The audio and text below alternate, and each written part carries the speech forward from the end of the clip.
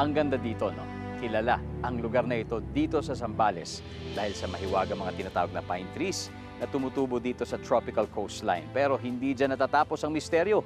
Ito ang kwento ng cove na pinupuntahan na nakatali ang hiwaga sa pagputok ng bulkan.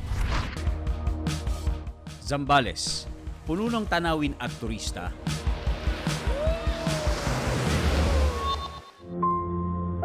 Puno ng hiwaga. Nasa timog kanlurang bahagi ng Zambales ang Anawangin Cove.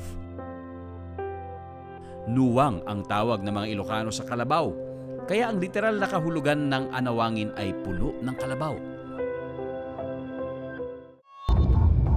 Pero hindi lang puno ng kalabaw ang naturang lugar, kundi puno rin ng misteryo.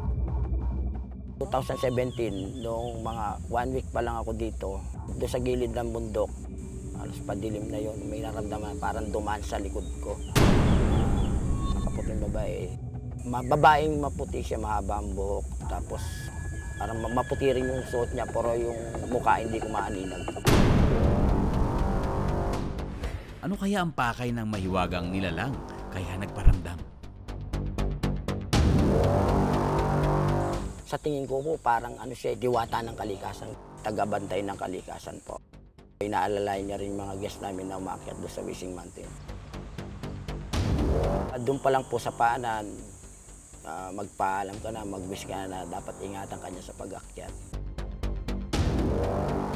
Nagtataka ang mga turista kung bakit nagkaroon dito ng mga puno na sa tingin nila ay kagaya ng pine trees sa Baguio. Hindi po pine tree ang nandito sa Anawangin.